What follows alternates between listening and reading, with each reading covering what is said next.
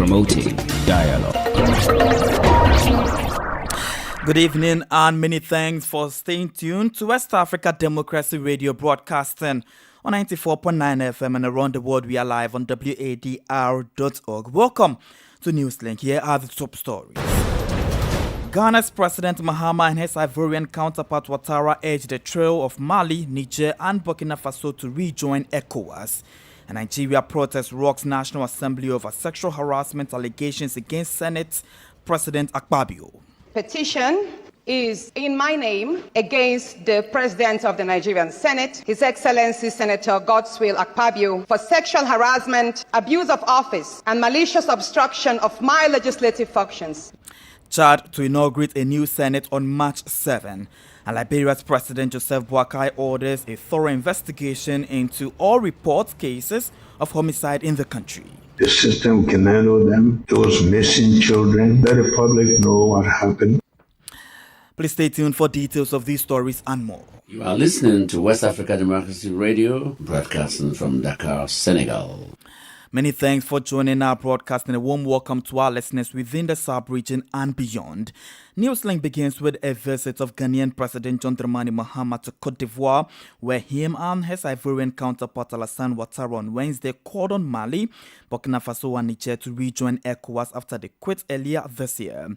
Recall the military juntas who took over in Bamako, Ouagadougou and Niamey after coups between 2020 and 2023 left the bloc at the end of January 2025. They have since aligned themselves in a confederation called the Alliance of Sahel State AES. Emo Edit has more in this report. Ghana's President Mahama, on a visit to Abidjan, offered to be a bridge between ECOWAS and the AES to see their transition to constitutional democracy. For his part, Ivorian President Ouattara told a joint news conference that he hopes Mahama's appeal will be heard by the trio. The split came after the July 2023 coup in Niger, when ECOWAS threatened military intervention and slapped heavy economic sanctions on Niamey, which have since been lifted. The trio in turn accused ECOWAS, among other things, of not having helped it enough in the fight against jihadist violence and of being subservient to France. All three have frosty relations with Paris, the former colonial power. Their decision to leave took effect on January 29 this year. According to Mahama, the bloc is prepared to help the trio fight terrorism, adding that there is more that joins than divides the bloc. Ouattara said ECOWAS member states backed him to bring Mali, Burkina Faso and Niger back into the fold because the future of the sub-region depends on it. Recall several mediation missions were led by Togo and Senegal to try to prevent the split, but the military regimes said their departure was irreversible. Ouattara and Mahama's talks on Wednesday also touch on defense, security and the cocoa economy, with the two neighbors among the world's leading producers. Emo Edit with that report. Let's take you to Nigeria, where the ongoing sexual harassment allegations against Senate President is gaining momentum across the country as supporters of Senator Natasha Akpoti-Uduaghan and civil society groups staged a protest at the country's National Assembly on Wednesday, demanding Godswill Akpabio step down pending an investigation into allegations against him. The demonstrators arrived at the National Assembly gate as early as 8 a.m., just hours before the Senate resumed plenary.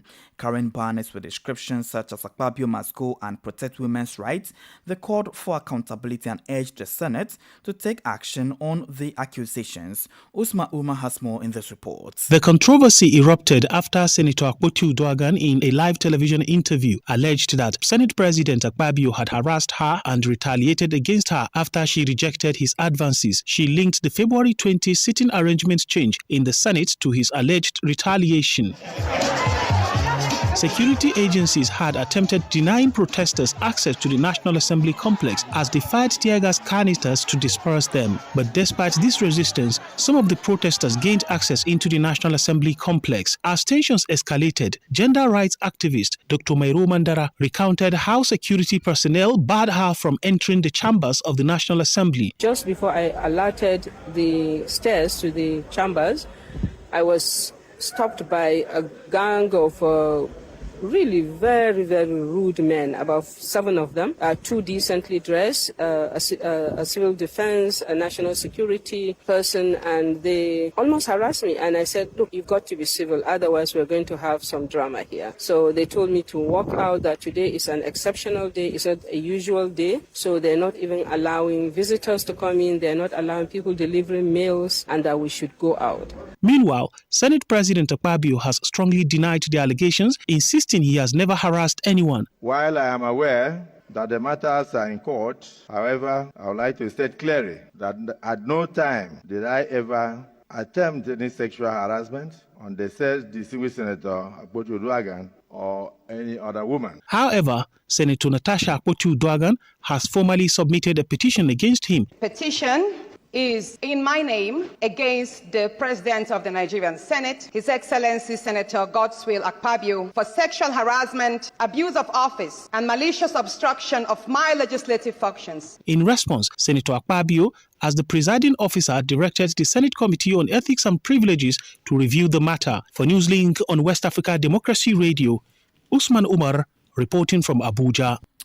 To some health-related stories still in Nigeria, the Nigeria Center for Disease Control (NCDC) and Prevention on Wednesday confirmed that 506 Lassa fever cases out of 2,492 suspected cases of the disease and 95 deaths as of February 23, 2025. The situation report of the hemorrhagic fever for week 8 also showed that the disease has spread to 12 states and 70 local government areas with a case fatality ratio of 18.8%. The confirmed cases were reported in Ondo 160, Bauchi 122, Edo 88, Taraba 80, Ebonyi 15, Goki 14, Gombe 11, Plateau 7, Benue 5, Nasarawa 2, Delta 1, and Cross River 1. Lassa fever is a disease that spreads during the dry season in Nigeria. It is an animal-borne disease and, of course, and spreads illness by common African rats. Turning attention to Chad, the country's President Mahatma Itno Deby on Wednesday issued a decree summoning senators of the First Legislature for their installation on March 7, 2025. The convening of new Senate follows the Constitutional Council's announcement of the final senatorial election results and the appointment of 23 additional senators under the Presidential Court.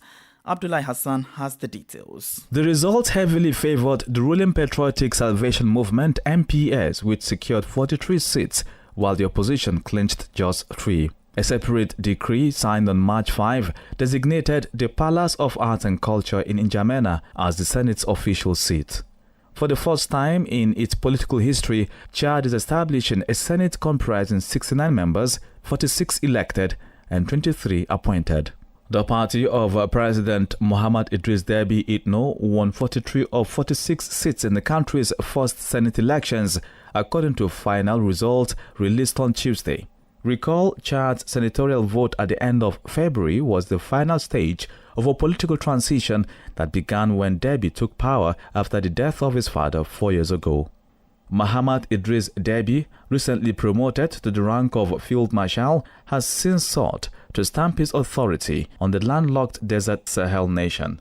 2 seats in the Senate, originally allocated to Deby's Patriotic Salvation Movement (MPS), were reassigned to 2 allied parties on appeal, Chad's Constitutional Council confirmed in Tuesday's final tally.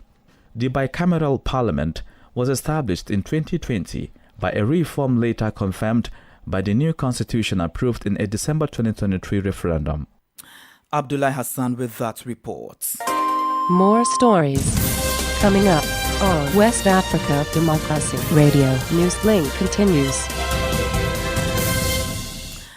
Let me take you to Ghana at the moment because the country's consumer inflation rates slowed for the second month in a row in February to an annual 23.1% from 23.5% in January, the Ghana Statistical Service said today.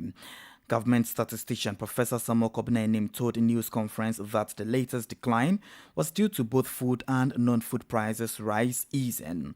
He added that the annual inflation rate in February was the third highest in the last 10 months. The cocoa country is emerging from its deepest economic crisis in generation with turmoil in the vital cocoa and gold industries. Its inflation remains well above the Bank of Ghana's 8% target, with a margin of error of 2 percentage points either side. The central bank said in January that it would take longer for inflation to return to within 6% to 10% range. In January 2025, year-on-year inflation stood at 23.5%, and this has marginally dropped by 0.4 percentage points to 23.1% for the month of February 2025. This means that general prices of goods and services between February 2024 and February 2025 has gone up by 23.1%. Despite the drop in year-on-year inflation from 23.5% to 23.1%, the rate that has been recorded for February 2025 is the third highest in the last 10 months, as it levels up with the rate of inflation that was recorded in May 2024. We disaggregate rate of inflation from a food and non-food perspective, and also a locally produced item and an imported item perspective. In January 2025, we did record a food inflation of 28.3%, and we've seen a 0.2 percentage point drop for the month of February 2025, as food inflation reduces to 28.1%. Similar to food inflation, we also recorded a dip in non-food inflation by 0.4 percentage points, decreasing from 19.2% in January 2025 to 18.8% in February 2025. That government statistician Professor Samuel Kobina Enim. The Gambian National Assembly has ratified the mutual visa exemption agreement for diplomats and service holders between the Gambia and the United Arab Emirates UAE. The agreement is meant to strengthen bilateral ties between the two countries. Sankole Janko tells us more in this report. This agreement means Emiratis holding diplomatic, special, service and ordinary passports, which are still valid for a period of not less than 6 months, can enter, depart and transit through the Gambia without an entry visa and free of charge, and to stay for a maximum period of 90 days. On the other hand, only Gambians holding diplomatic and service passports valid for a period of not less than 6 months to enter, depart and transit through the territory of UAE without an entry visa and free of charge, and to stay for a maximum period of 90 days. During the session, members debated on why ordinary Emiratis should be given free entry, while this applies to only Gambians with diplomatic and service passports. We are diplomatic passport holders today, but tomorrow we are going to be ordinary passport holders as well. Somebody else will have diplomatic passport and be sitting in this house. So the issue is about diplomacy between Gambia and UAE. They can consider ordinary passports as well. What we are saying, Mr. Speaker, is we need to add the process of reciprocity. We are not saying it shouldn't be approved, but the act should be equal. However, the Minister of Foreign Affairs and Gambians abroad, Momodu Tangara, defended this agreement. We are on a track where we are trying to attract investment. You have many other countries that we are partners with, and there are other countries who have made the request and they did not have this with the UAE. And these are countries that have even more resources than the Gambia. The agreement, which will come into force 30 days from the date of endorsement, was eventually approved by National Assembly members. For Newslink West Africa Democracy Radio, I am Sankole Janko reporting from Banjul. You're still listening to Newslink here on West Africa Democracy Radio, broadcasting on 94.9 FM. And around the world, we are live on wadr.org. We're also live on Facebook at WADR English Service, and also on YouTube at WADR News. Here's a reminder of our top stories. Ghana's President Mahama and his Ivorian counterpart Ouattara urged the trio of Mali, Niger, and Burkina Faso to rejoin ECOWAS. A Nigeria protest rocks National Assembly over sexual harassment allegations against Senate President Akpabio. Chad to inaugurate a new Senate on March 7, 2025. Still ahead in the news, Liberian President Boakai orders a thorough investigation into all reported cases of homicide in the country. We do have the guest interview and sports news. Please stay with us. West Africa Democracy Radio. It's you speaking. Let me take you to Liberia at the moment because President Joseph Boakai has mandated a comprehensive investigation into cases of disappearances and death of senior government officials. President Boakai at the first cabinet meeting emphasized his administration's commitment to delivering meaningful results and underscored the importance of accountability. He therefore directed law enforcement agencies to expedite investigations by collaborating with international partners to ensure progress. As WADR's Abraham Parker report from Monrovia, the public would be updated on the findings under the executive order.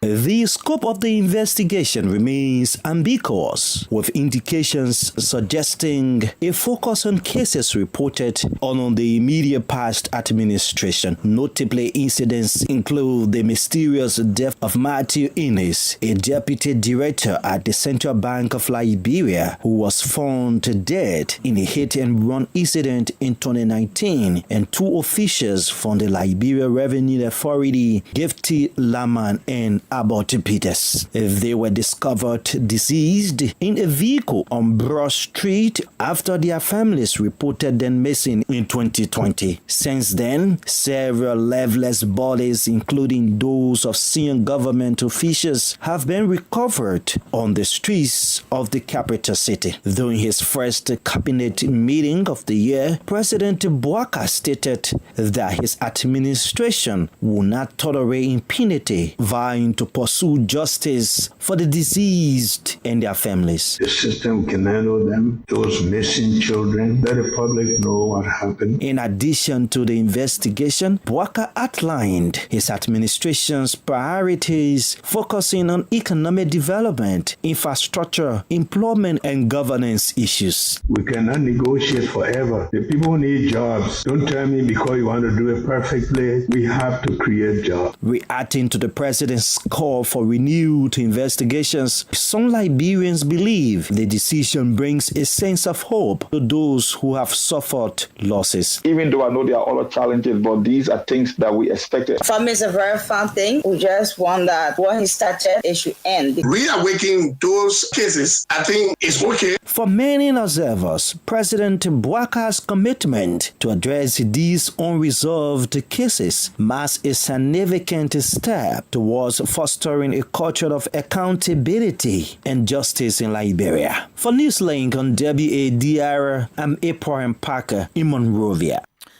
The Ivorian Ministry of Health has assured that care for people living with HIV/AIDS in Côte d'Ivoire will be fully guaranteed despite the suspension of funding from the United States.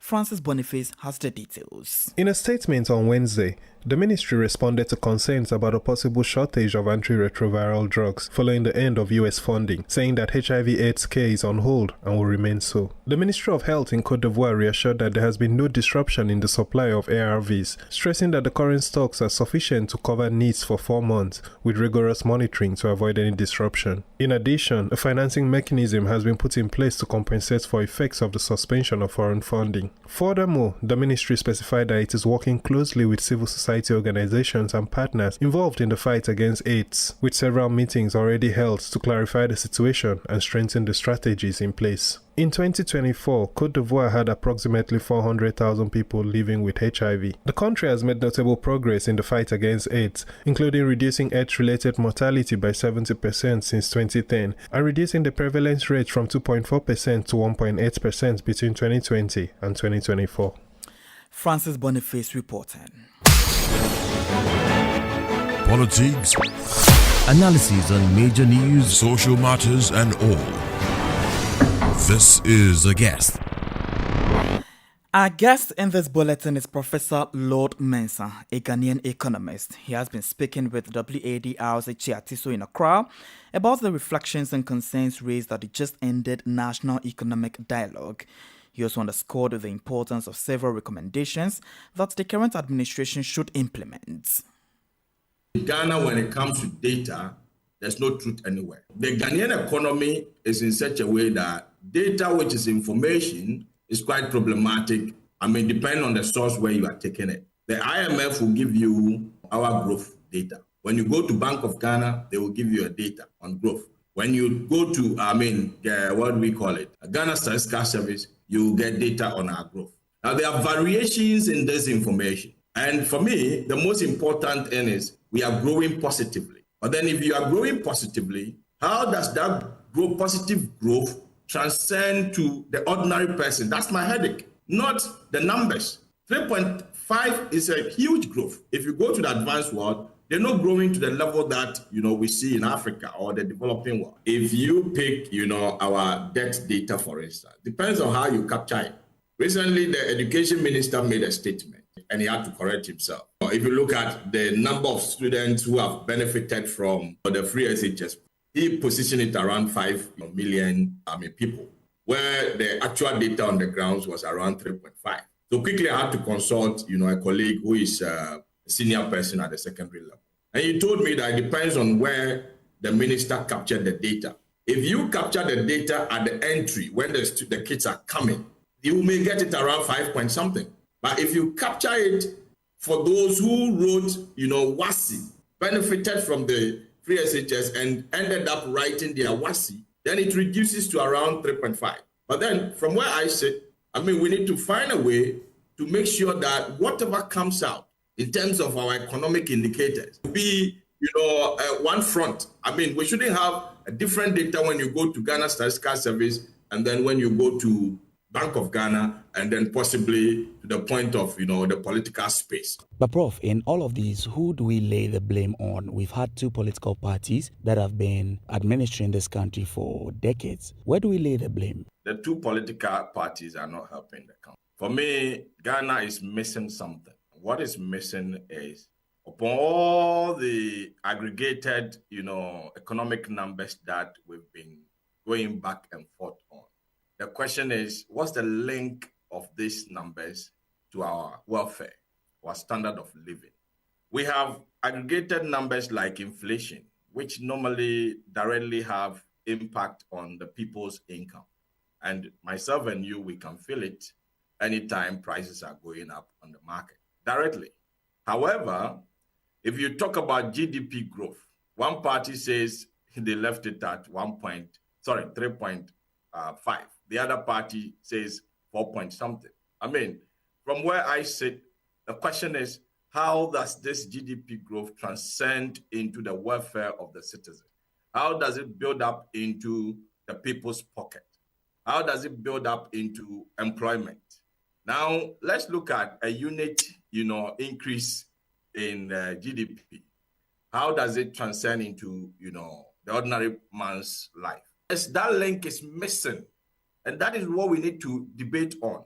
And you see, this Ghanaian economy has been growing to a point about 6%, 7%. The question is, those growths were not even creating jobs. How much more 3.5 and 4.2 that the two parties have been bantering with? So from where I sit, I think we need to find a way strategically to look at how we can reorient, the Ghanaian economy so that growth can, create jobs. And that Ghanaian economist Professor Lord Manson speaking about the importance of the just ended National Economic Dialogue while calling for effective implementation of the various recommendations. And we can join Sankole Janko for details in the world of sports now.